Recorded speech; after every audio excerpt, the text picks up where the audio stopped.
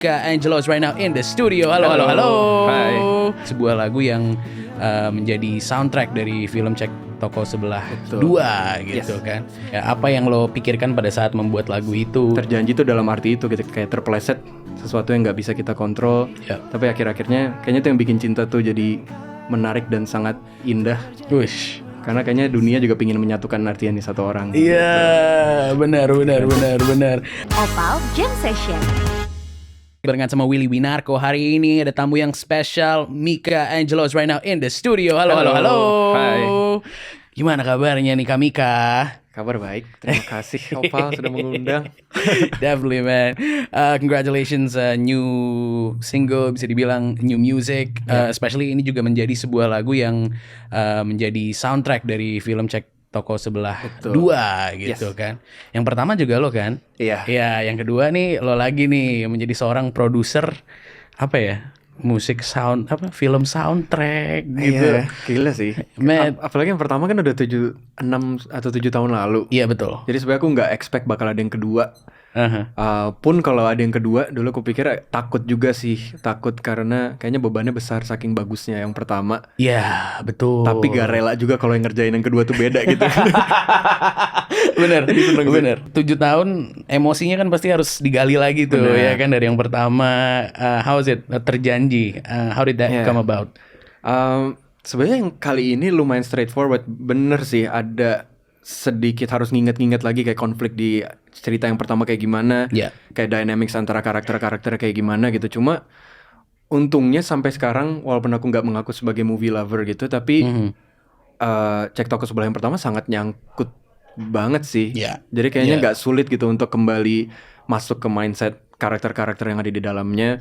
Dan untungnya untuk kali kedua ini mungkin Ko Ernest juga yang sutradara dan juga pembuatnya, Ya. kayaknya udah cukup trust aku untuk bisa memberikan perspektif film ini dari segi musik gitu kali ya. Yes. Jadi lumayan straightforward sih. Nggak Nice. terlalu lama. Ya, jadi apakah itu kolaborasi antara lo, Ko Ernest dan timnya, atau mungkin lo membuat lagu ini terus kayak wah ini kayaknya lagunya bagus nih? Enggak sih, justru duluan filmnya. Oke. Jadi mereka udah seperti biasa udah ngasih sinopsis. Ya.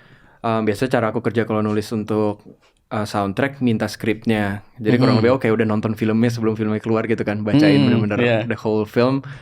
Ngebayangin kayak apa. Terus Ko Ernest biasanya cuma kasih deadline sih kayak Oke. kalau bisa by this month udah ada biar kita bisa gabungin sama filmnya gitu. Oke, akhirnya terbuatlah nih, terjanji gitu. Boleh ceritain dikit nggak tentang apa yang lo pikirkan pada saat membuat lagu itu dan apa Boleh. ceritanya sebenarnya? Sebenarnya ceritanya sangat sama dengan alur filmnya. Konflik di dalam film ini sebenarnya banyak kan. Tetap Cek Toko Sebelah selalu berputar soal keluarga. Ya. Tapi kali ini mungkin lebih kayak hubungan dan konflik antara satu pasangan dengan calon mertuanya masing-masing. Terus juga Ya. ada keluarga satu lagi yang punya masalah kayak gak pingin punya anak tapi kakeknya pingin atau apa gitu-gitulah. Yeah, Jadi banyak banget cerita yang kayak cerita cinta yang sangat rumit untuk dijelaskan dalam satu lagu sebenarnya gitu kan. Ya.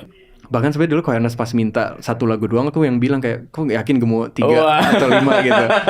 Karena kayak kalau Minta ya. iya kalau per konflik dibikin satu lagu kayaknya juga bisa kena gitu. Tapi akhirnya si Terjanji aku bikin sesuai dengan main feeling yang dirasakan main karakternya sih. Bahwa walaupun rasanya untuk memperjuangkan cinta mereka tuh beratnya banget-bangetan. Kayak tiba-tiba ada calon mertua yang mintanya banyak banget, ada problem dengan orang tuanya sendiri, gitu-gitu kayaknya semakin sadar kalau ternyata kita bertemu dengan kayak jodoh kita itu gak semuanya tuh bisa kita atur gitu. Iya, betul. Jadi kayaknya terjanji tuh dalam arti itu gitu, kayak terpeleset sesuatu yang gak bisa kita kontrol. Ya. Tapi akhir-akhirnya kayaknya tuh yang bikin cinta tuh jadi menarik dan sangat indah. Wish. Karena kayaknya dunia juga pingin menyatukan artian di satu orang. Iya, benar. Sometimes it doesn't go your way gitu ya. Benar. Tidak sesuai dengan apa yang kita planning. Tapi dari situlah ada magicnya gitu kan. That's dope man, keren banget. Nah untuk challenge-nya sendiri pada saat nulis gitu, apakah ada atau kayak udah ngalir aja nih sekarang kan udah yang kedua. Challenge-nya mungkin itu sih, beban ya kali ya. Bebannya itu ya jatuhnya. Beban ya. ya, karena banyak yang bilang Cek Toko Sebelah Satu bagus, dan banyak juga yang bilang kayak Cek Toko Sebelah Satu bagus karena banyaknya soundtrack di dalamnya yang kena banget gitu. Aku dari dulu bangga banget soal itu gitu, makanya ketika disuruh nulis yang kedua pastinya ada beban kayak bisa gak ya lebih, gak mesti lebih bagus, cuma ya kurang lebih as good as the first one gitu kan. Iya benar. Ataupun at least do the movie justice gitu. Jadi lebih ke beban aja sih. Walaupun akhirnya karena untungnya Warner sangat percaya juga karena aku udah ngerjain banyak film media juga. Jadi lebih kayak trust instinct sendiri aja. Dan untungnya gak ada revisi. Iya, gak ada revisi ya. Itu yang hokinya loh. Kayak ngerasa oh gila, antara bagus apa dianya udah deadline banget. Iya. Tapi ini bener nih. Kalau ngomongin Cek Toko Sebelah 1 sama 2. Iya. Lo lebih milih yang mana? Sejujurnya jauh lebih relate yang pertama. Iya. Tapi yang lucunya adalah karena ini 6 tahun lalu, konfliknya yang di pertama sangat mirip dengan yang ada di keluargaku. Karena kan itu bercerita tentang kakak adik. Iya benar. Cowok banget gitu yang kayak saling gengsi tuh, ngasih tahu kayak saling mengasihi satu sama lain gitu-gitu. Jadi itu kena banget kan kayak kakak beradik cowok semua, betul. Kena banget. Yang kedua sekarang ngomongin tentang mempersiapkan nikah gitu-gitu, aku juga ngerasa kayak oh ini jangan-jangan nge-relate ke aku yang sekarang nih gitu. Grow up gitu ya. Jadi film yang pertama mungkin pada saat lo ya labil gitu kali ya jatuhnya ya. Antara itu intentional apa enggak dari Awareness, cuma kena sih ke aku. Iya benar. Growth sama 6 tahun tuh pas gitu timeline-nya. Iya bareng-bareng kita mendewasakan diri dengan filmnya juga gitu kan. Karena yang gue dengar adalah banyak orang yang bilang Cek Toko Sebelah ini salah satu film yang mungkin sequelnya itu nggak kalah sama yang pertamanya gitu kan akhirnya, especially juga dengan filmnya dan soundtracknya juga gitu kan ya. Mungkin karena itu kali ya, karena relate aja sama apa yang kita lagi lalui pada saat ini gitu. Tapi kalau buat lo sendiri kan lo juga sebagai musisi, sebagai artis, sebagai orang yang ada di depan panggung gitu kan. Tapi lo juga ada di belakang panggung di mana lo juga nge-produce, lo juga membuat soundtrack seperti ini gitu. Ada kepikiran gak sih kayak wah kayaknya gue pengen deh nih fokus jadi seorang musisi yang bikin original soundtrack buat film-film gitu. Kepikiran gak tuh kayak gitu? Kepikiran sih, cuma lebih motivated by ketidaksukaan aku terhadap ada di atas panggung. Gimana? Atau kayak buat aku sangat sulit untuk memerankan peran menjadi kayak star-nya gitu lah. Oke. Kayak sulit sih menurut aku, gak sustainable aja buat aku untuk mikirin masa depan aku tuh sebagai orang yang ada di atas panggung terus. Jadi ketika ataupun kalau ada kesempatan tuh kolaborasi dengan seniman lain yang misalnya pembuat film lah atau apa, dan aku bisa berkarya untuk ngebantu karyanya mereka tuh, kayaknya aku sangat menikmati itu sih selama pengen ini. Ya lebih banyak lagi gitu. Benar. Ya. Tapi emang lo bilang tadi kurang suka di atas panggung gitu. Kenapa tuh kayak gitu? Gak natural aja sih. Oke. Kayaknya jauh lebih natural ketika ada di belakang panggung atau ketika lagi nulis lagu atau produksi lagu gitu. Karena terlalu self-aware kali ya ketika di panggung tuh, kayak ngerasa ini orang ngeliatin aku nih kayak dijudge banget atau apa gitu. Makanya sering kalau lagi nyanyi atau apa tutup mata lah atau apa. Serem sih. Jadi seorang Vika tuh masih ada rasa groginya gitu-gitu ya jatuhnya. Aku juga ngerasa setelah 7 tahun lebih ada di industri musik harusnya gone kan itu kan gitu. Harusnya hilang ya, benar. Tapi sampai sekarang kok enggak ya, kayak masih tutup gitu. Jadi makanya mungkin tahun ini mau lebih banyak bikin lagu berkolaborasi sebagai musisi gitu-gitu kali ya. Itu aku jadiin apa namanya, New Year's resolution juga. Oh siap. Minimal 10 kolaborasi gitu. Oh keren. Semoga berhasil. Amin. Oh itu jadi resolusinya tahun 2023. Boleh tahu nggak apa aja resolusi lo tahun 2023?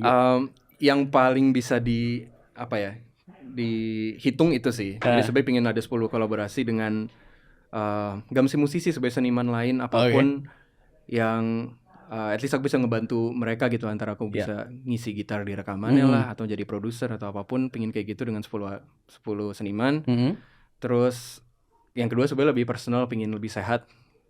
Siap. Karena kayak sampai sekarang kayak sering gaming sampai malam banget gitu-gitu kan. Gitu, consistency to be healthier itu. Oke. Terus nggak begadang ya berarti ya? Iya, walaupun sampai sekarang udah agak gagal. Lo main game apa sih emangnya? Oh biasanya ini FIFA-an. Aduh. Cuma ramean yang 11 lawan 11, jadi kayak aduh lumayan inilah. Iya lumayan ya. Sama apa ya kemarin satu lagi. Pingin lebih sering datang nonton konser. Itu juga gua tuh 2023 tuh kayaknya tuh sama kita. Kayak kekurangan itu sih untuk lebih let myself be inspired by other artists kayaknya. Ya Itu yang aku benar. Tapi itu funny karena kan ya udah lama kan kayak gara-gara COVID gitu-gitu Bener. kan lah jatuhnya. Terus belakangan ini kan makin banyak konser, tapi mungkin kita nggak datang ke banyak konser-konser tersebut gitu Bener. kali ya. Karena mungkin kebiasaan juga kali ya untuk menikmati apapun secara online juga gitu sekarang. Iya, benar. Padahal setiap aku ada kesempatan untuk nonton orang secara live gitu, selalu tergerak banget sih, kayak antara pas pulang tuh pingin nulis lagu lagi atau apa gitu. Cuma aku gak ngerasa selama ini udah ngelakuin itu cukup banyak gitu. Jadi pingin lebih banyak nonton. Oke, jadi live performance. Lo pengen nonton siapa aja kalau misalnya sekarang yang jadi bucket list gitu? Sejujurnya yang paling deket yang udah pasti datang kan Aurora kan. Oke, Aurora tuh lagi ya, datang. Tapi betul. kemarin aku cari tiketnya udah sold out. Jadi kalau ada yang jual, Langsung nge-DM ya? Iya, boleh tuh. DM tuh ya. sebenarnya selama ini baru itu sih. Tadi ada beberapa fellow amateurs yang bilang harus nonton Blackpink. Oke. ITZY juga lagi mau datang gitu. Bahkan K-pop kan seru kan kayaknya. Iya, Karena aku nggak iya, pernah iya. nonton itu live gitu. Benar. Jadi kayaknya menarik aja untuk nontonin semuanya gitu. Oke, lo jadi pengen nonton Blackpink ya? Sama juga. Sold out gak ya? Sold out sih, men. Susah juga sih untuk dapetin tiketnya ya. Tapi balik ke musik lo lagi gitu ya, especially dalam pembuatan soundtrack ini, dalam pembuatan Terjanji ini sendiri gitu kan. Seberapa penting sih kontribusi musik ke dalam sebuah film menurut lo? Akhir-akhirnya aku ngerasa sebenarnya kontribusi aku sebanyak apa atau sekecil apanya sebenarnya tergantung pembuat filmnya gitu. Karena sama ketika aku bikin lagu dan ketika aku nulis aku tahu apa yang pengen aku sampaikan. Ya. Aku rasa setiap pembuat film pun juga merasakan hal yang sama gitu. Kayak mereka tahu pengen nyampein apa, caranya gimana. Terkadang yang kenapa mereka datang ke kayak pembuat lagu, karena mereka gak tahu cara menyampaikan perasaan yang mereka pengen sampaikan lewat audio gitu kan ya. Ya cuma dari situ mereka butuh bantuan orang-orang kayak aku. Ya. Tapi ketika ada kesempatan dan selama ini kayak aku nonton film-film, banyak banget sih film yang semakin membekas karena lagunya. Iya. Bahkan ada lagu-lagu yang kayak aku denger langsung inget ya, kayak dengerin lagu sedikit aja langsung kebayang di otak tuh filmnya gitu. Scene dalam film itu. Bener. Ya, gitu, Jadi kayaknya dari segi itu sangat penting. Cuma lagi-lagi menurut aku bagus atau tidaknya tergantung sesuai apa atau tidaknya dengan keinginan pembuat filmnya kali ya. Gitu Oke. sih. Kalau lo ditawarin main film tapi mau nggak? Aku sadar diri aku tidak punya talenta untuk main film. Oh gitu. Karena sebenarnya aku beberapa kali antara ditanya atau bahkan ditawarkan gitu untuk Udah main pernah? film. Udah pernah, bahkan dari 7 tahun lalu gitu. Untuk kayak main dong nih lagi mau bikin film ini gitu. Bahkan dari kayak production house yang besar-besar banget gitu. Sekarang aku mikir kayak gimana cara aku bisa qualify untuk itu gitu. Apalagi orang ini belum pernah lihat aku acting gitu kan. Iya. Terus ada di panggung aja segitu self-aware-nya aku terhadap diri sendiri. Apalagi ketika harus di depan kamera dan take berulang-ulang gitu-gitu kan. Iya benar. Dari situ aku gak ngerasa itu cocok ya, cuma gak tahu. Oke. Gak tahu ya 5 tahun ke depan tiba-tiba main film atau apa. Bisa aja gitu ya. Iya. Oh tapi kalau lo sendiri untuk saat ini kayaknya nggak mau. Iya, tidak. Ya belum kali ya. Belum ya. Belum deh. Belum. Coba nih, gue pengen nanya nih, karena kita di sini nggak cuma berdua gitu, karena ada pendengar-pendengarnya dari Mika Angelo juga nih ada di belakang nih. Mana suaranya nih? Masih ada di sana nggak? Oke, masih ada. Coba nih ya, salah satu datang deh masuk ke sini, boleh nggak? Satu aja. Hompi, Pak. Halo. Hello. Yo, namanya siapa? Ayu. Boleh, silakan duduk. Gue pengen nanya dulu nih sama Ayu, ya kan? Yuk. Ibaratnya nih, kalau misalnya Kamika disuruh main film, menurut lo peran yang bagus tuh jadi apa? Peran yang bagus tuh bisa romcom gitu ya. Romcom, oke. Biar nggak kaku-kaku banget gitu. Siap. Dia orangnya bakal seperti apa kalau misalnya dalam sebuah film? Mungkin awalnya kayak diem yang cool gitu-gitu kan. Oke. Terus lama-lama ya kayak bisa jadi kayak gimana ya? Seorang pangeran gitu yang datang. Wah. bisa. Iya kan? Biasanya kan gitu ya, cool gitu. Tapi ntar lama-lama kalau udah jatuh cinta sama seseorang mungkin jadi bucin. Oke. Iya nggak, Mik? Bucin nggak, Mik? Tuh udah ada tuh berarti perannya tuh ya, tinggal filmnya aja nih ya. Lucu ya? Ya mungkin. Oke, mungkin itu bisa ya berarti ya. Boleh lah ya. Bagus sih plotnya. Kalau kata Ayu bagus sih itu. Oh iya. Cuma nggak tahu ya, makanya bisa pull off apa enggak ya. Oke. Tapi biasanya gitu kan kalau musisi, seniman sebenarnya fluid kan, lo mau nyanyi atau apa, at the end of the day it's all about emotion sebagai Bener. manusia nggak sih? Oh, kemarin aku sempat nonton ini teater musikal. Oke.